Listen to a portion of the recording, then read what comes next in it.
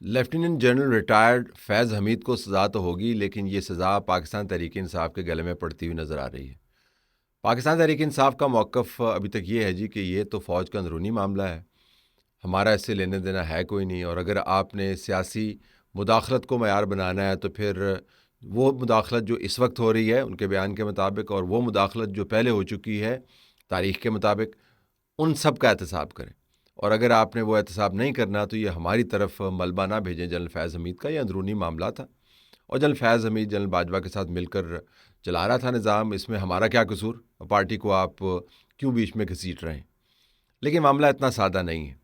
اگر آپ نے بغور مطالعہ کیا ہو تو کل جو پریس ریلیز جاری ہوئی اس کے اردو ورژن کے اندر آخری پیرے میں بعد میں آنے والی ایک پریس ریلیز نے تبدیلی کی، اور یہ تبدیلی بڑی اہم ہے۔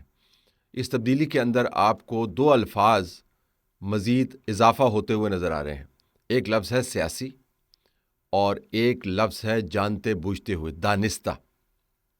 پہلے پریس ریلیز کے اندر سیاسی عدم استحکام اور خلفشار پھیلانے کی بات نہیں کی گئی تھی، صرف عدم استحکام اور خلفشار پھیلانے کی بات کی گئی تھی۔ سیاسی کا لفظ بعد میں ایڈ کیا گیا، اور اس کے بعد دانستہ۔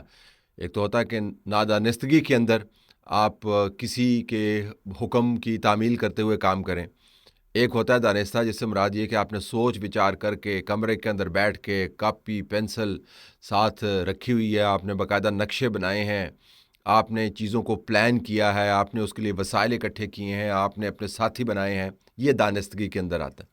تو دانستہ اور سیاسی، یہ تبدیلی آئی ہے۔ اس میں 9 مئی کا بھی ذکر نہیں آیا، لیکن 9 مئی کے بارے میں آپ کو بتا چکا ہوں کہ پچھلے سال واضح انداز سے جو پریس ریلیز جاری کی گئی دسمبر کے مہینے میں، اس میں 9 مئی کا ذکر ہے۔ تو اگر آپ ان تینوں پریس ریلیز کو ملا کے پڑھیں جو 2024 میں جاری کی گئی، جو کل جاری کی گئی، اور کل جاری کی جانے والی پریس ریلیز کے اندر جو تھوڑی سی تبدیل کی گئی پریس ریلیز، اس کا آخری پیرا پڑھیں تو بڑا واضح ہو جاتا ہے کہ معاملہ کس طرف جا رہا ہے۔ اب پاکستان تحریک انصاف کا مسئلہ یہ ہے کہ وہ جنرل فیض حمید کا جو ملبہ ہے اس کو اپنے دروازے کی دہلیز سے ہٹا نہیں سکتے۔ اس کی بنیادی وجہ یہ ہے کہ جنرل فیض حمید ان کا کرتا دھرتا تھا۔ جنرل فیض حمید یقیناً کام کر رہا تھا جنرل باجوہ کے ساتھ مل کے۔ یہ تو تصور ہی آپ نہ کریں کہ فوج کے منظم نظام کے اندر فوج کا جو سربراہ ہے اس کو پتہ نہ ہو کہ اس کے نیچے کام کیا ہو رہا ہے، اور اگر اس کو پتہ نہیں ہے تو پھر اس کو فوج کا سربراہ ہونے کی کوئی اس کی کوالیفیکیشن نہیں ہے، قوائف اس کے پورے نہیں ہوتے۔ فوج کا سربراہ ایک ہوتا ہے، جس طرح کہ میں بارہا بتایا گیا کہ فوج کا سربراہ کہتا ہے دائیں دیکھیں تو وہ دائیں دیکھتے ہیں، بائیں دیکھیں تو بائیں دیکھتے ہیں، وہ کہتا ہے کہ حملہ کریں تو حملہ ہوتا ہے، وہ کہتے ہیں رک جائیں تو وہ رک جاتے ہیں۔ تمام فوجیں ایسے ہی کام کرتی ہیں۔ تو یہ ہو نہیں سکتا کہ فوج کا سربراہ جو ہے وہ دائیں دیکھ رہا ہو اور اس کے نیچے ڈی جی آئی ایس ہے جو اگرچہ وزیر اعظم کو رسپونڈ کرتا ہے وہ بائیں دیکھ رہا ہو۔ اگر فوج کا سربراہ دائیں دیکھ رہا ہے اور D G I S I بائیں دیکھ رہا ہے تو پھر بھی فوج کے سربراہ کو دوسری انٹیلیجنس ایجنسیز کے ذریعے، ملٹری انٹیلیجنس کے ذریعے فار انسٹنس یہ پتہ چل جائے گا کہ میں جس طرف دیکھ رہا ہوں میرا D G I S I اس طرف نہیں دیکھ رہا۔ پھر ان کے پاس طاقت بھی یہ موجود ہے کہ اس D G I S I کو وہ ریموو کروا سکتے ہیں۔ عمران خان کے دور میں آپ کو یاد ہوگا عمران خان کی طاقت اتنی تھی کہ انہوں نے ایک D G I S I کو ریموو کیا، اور ریموو بھی کیوں کیا؟ کیونکہ اس D G I S I نے عمران خان کے کہنے پر ان کی بیگم صاحبہ کے جو معاملات تھے ان کے اوپر رپورٹ سبمٹ کر دی، اور اس D G I S I کا نام تھا جنرل عاصم منیر۔ تو وزیر اعظم کے پاس طاقت موجود ہے کہ وہ براہ راست ڈی جی آئی کے ساتھ انگیج کرے۔ جو آرمی چیف ہے اس کے پاس قوائف اور صلاحیت اور ادارتی دائرہ اختیار موجود ہے کہ کیسے اس نے اپنے ارد گرد کے لوگوں کے اوپر نظر رکھنی ہے اور کس طرح ان کا ہاتھ روکنا ہے۔ تو یہ تو آپ بھول جائیں کہ جنرل فیض جو ہے وہ کام کر رہے تھے جنرل باجوہ کی نالج کے بغیر۔ لیکن اس سے مراد یہ نہیں ہے کہ جنرل فیض اور عمران خان کا گٹھ جوڑ اپنے تئیں بھی نہیں چل رہا تھا۔ تو ایک گٹھ جوڑ تھا ان تینوں کا، اور ایک گٹھ جوڑ تھا باہمی۔ اس باہمی گٹھ جوڑ کو عمران خان نے بڑی تقویت دی، اس نے بڑا اس کا احترام کیا۔ آپ کو یہ بھی یاد کرنا چاہیے کہ جب D G I S I کی تبدیلی کا معاملہ آیا تو عمران خان نے کتنی تگ و دو کے ساتھ جنرل فیض کو بطور D G I S I رکھنے کی کوشش کی۔ اس وقت جنرل انجم کو D G I S I تبدیل ہونے کے باوجود انہوں نے روکے رکھا، اور ایک طویل عرصے تک روکے رکھا۔ کراچی سے وہ نکل آئے تھے، یہاں پر ان کی اپائنٹمنٹ کے لیے جگہ خالی نہیں ہو رہی تھی، اور بار بار اصرار کیا جا رہا تھا کہ G D G I S I کو ابھی ہم ہٹا نہیں سکتے کیونکہ افغانستان کے اندر ایسے معاملات ہیں کہ جب تک DGISI ان معاملات کو مکمل طور پر نپٹا نہ لے اس کو یہاں سے ہٹانا نہیں ہے. کیوں وہ نہیں ہٹانا چاہ رہے تھے؟ اور اس سے پہلے DGISI کی جب تعیناتی کی باری آئی تو انہوں نے باقاعدہ انٹرویوز شروع کر دیے پروسیس کو ڈیلے کرنے کے لیے، اپنے من پسند کے شخص کو وہاں پر بٹھانے کے لیے. اور پھر جب وہ پشاور چلے گئے خدا خدا کر کے تو نو کانفیڈنس کے موو کے موقع کے اوپر بارہا وہ لوگوں کو یہ کہتے ہوئے سنائی دیتے تھے جنرل فیض حمید کہ یہ نو کانفیڈنس نہیں ہوگی. ساتھ یہ بھی کہتے میرا کوئی لینے دینے نہیں ہے، میں تو پشاور کے اندر بیٹھ کے کام کر رہا ہوں. اور پھر جب پشاور کے کور کمانڈر تھے تو اس کا چھوٹا سا عکس آپ کو نظر آیا KP کے اندر جو پہلے بلدیاتی انتخابات تھے اس کے نتائج اٹھا کے دیکھ لیں. اور جو ہی ماشاءاللہ وہاں پر پہنچے جنرل فیض حمید تو کرشمہ سازی ہوئی، کرامات کا سلسلہ شروع ہوا. اور دوسرے مرحلے کے اندر پاکستان تحریک انصاف جس کو بلدیاتی انتخابات میں ٹھیک ٹھاک پھینٹ لگی تھی، غیر معمولی پھینٹ لگی تھی، دوبارہ سے ٹاپ پر آ گئی. یہ تمام کام ایک نیٹ ورکنگ کے ذریعے ہو رہا تھا. اور اس نیٹ ورکنگ کی بنیاد یہ تھی کہ ہم نے عمران خان اور جنرل فیض نے مل کے 2030 اور اس سے آگے تک ہم نے کام کرنا ہے. اس کے اوپر تو ٹویٹس بھی موجود ہیں. اور بیچ میں نام جنرل آصف غفور کا بھی آتا تھا کہ آرمی چیف جو ہے بنے گا جنرل فیض، DGISI بنے گا جنرل آصف غفور، اور وزیر اعظم بنے گا عمران خان. اور پھر بعد میں دونوں کی ہوں گی ایکسٹینشنز، اور عمران خان صدر کے طور پر صدارتی نظام کے تحت 2035 تک کام کرے گا. یہ باقاعدہ پلاننگ ہوتی تھی. اس پلاننگ کے اندر عمران خان کی بیگم بھی انوالو تھی. یہ بڑی دلچسپ بات میں آپ کو بتا رہا ہوں کہ جب عمران خان کی کچھ آڈیوز وغیرہ لیک ہونی شروع ہوئیں، اور پرانی آڈیوز تھیں اور عجیب و غریب قسم کی آڈیوز تھیں، اس کا اگر آپ فرنزک کرا کے دیکھیں تو وہ آڈیوز درست ہیں، لیکن چونکہ وہ سیاسی معاملہ نہیں ہے، ذاتی معاملات ہے، تو میں اس کے اوپر جاؤں گا نہیں. لیکن جو میں بات آپ کو بتانا چاہ رہا ہوں وہ یہ کہ جب آڈیوز لیک ہوئیں تو ہم نے اپنے ذرائع سے پتہ کیا کہ یہ تو پرانی آڈیوز ہیں، تو آپ نے نئی آڈیوز کیوں نہیں آپ لے کے آئے؟ آپ کے پاس کیا ریکارڈنگز موجود نہیں ہیں؟ حیران کن بات پتہ چلی کہ عمران خان کے لیے جنرل فیض حمید نے یہ خاص سہولت میسر کی تھی کہ جو عموماً سیکیورٹی چیک ہوتا ہے وزیر اعظم کے اوپر، جس کے عمران خان خود مدعا ہیں. یہ میں ابھی آپ کو تھوڑی دیر میں ساؤنڈ سناتا ہوں جس کے اندر وہ کہتے ہیں کہ جی یہ جو کنورسیشن سنی جاتی ہیں وہ کنورسیشن ضروری ہیں کیونکہ یہ پرائم منسٹر کے لیے بہتر ہے، یہ حکومت کے لیے بہتر ہے. وہ ٹیلی فون ٹیپنگ اور ایوز ڈراپنگ یا سرویلنس کے حق میں تھے. عمران خان صاحب حق میں اس وجہ سے تھے کہ جنرل فیض حمید نے میرے سیکیورٹی ذرائع کے مطابق ایک خاص سہولت ان کو مہیا کی تھی کہ جو سرویلنس پرائم منسٹر ہاؤس کے ارد گرد ہوتی ہے اس کو ختم کر دیا.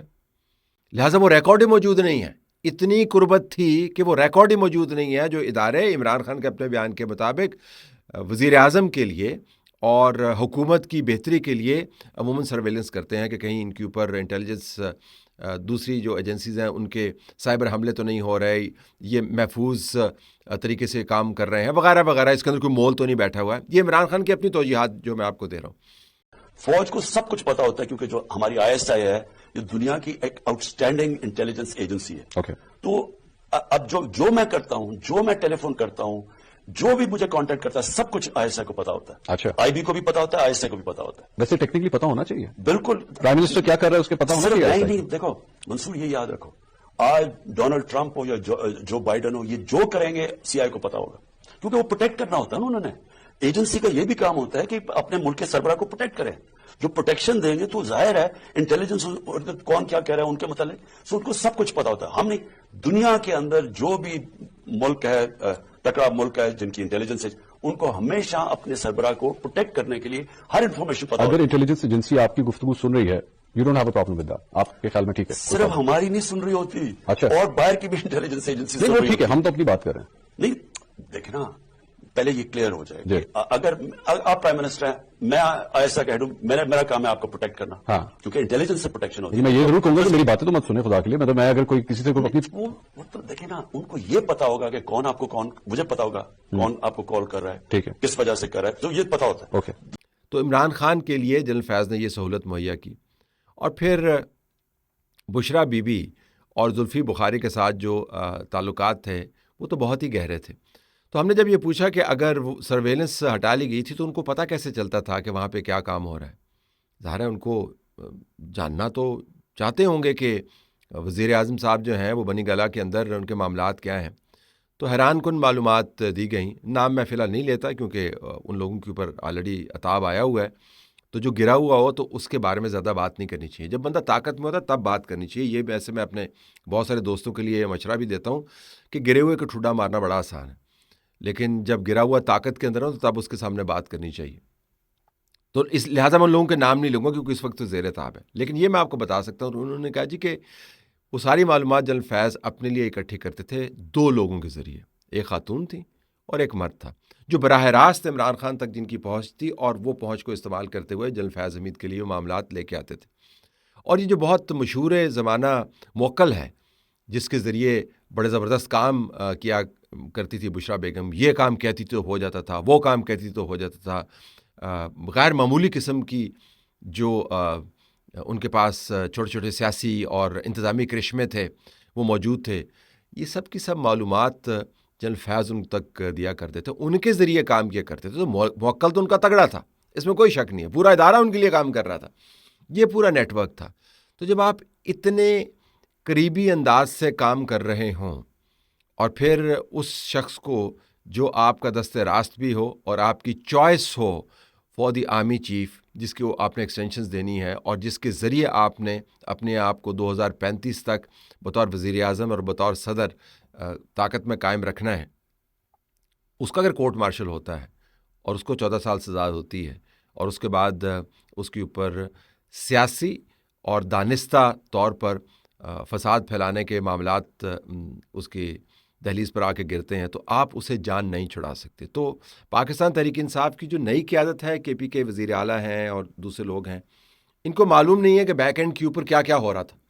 اور بہت سارے ایسے لوگ ہیں جو اس وقت عمران خان کے ساتھ موجود تھے، اب وہ عمران خان کو چھوڑ کے جا چکے ہیں. لیکن جنرل فیض حمید کو پتہ ہے کہ ہم یہ کیا بات کر رہے ہیں، جنرل باجوہ کو پتہ ہے کہ ہم یہ کیا بات کر رہے ہیں، عمران خان کو پتہ ہے کہ ہم یہ کیا بات کر رہے ہیں، بشرا کو پتہ ہے، زلفی بخاری کو پتہ ہے، اور بہت سارے لوگوں کو پتہ ہے کہ میں کیا بات کر رہا ہوں. یہ جو نیٹ ورک ہے اس کی جڑیں بڑی گہری تھیں. اب ایک جڑ پکڑی ہے، دوسری جڑوں سے آپ جان چھڑا نہیں سکتے. وہ جڑیں موجود تھیں، اور اگر موجودہ احتساب کے نظام نے کسی بھی وجہ سے دوسری جڑوں کو پکڑنا شروع کیا تو پاکستان تحریک انصاف کی ٹاپ کی قیادت کی جڑیں نہ صرف ہل جائیں گی بلکہ مکمل طور پہ کٹ جائیں گی.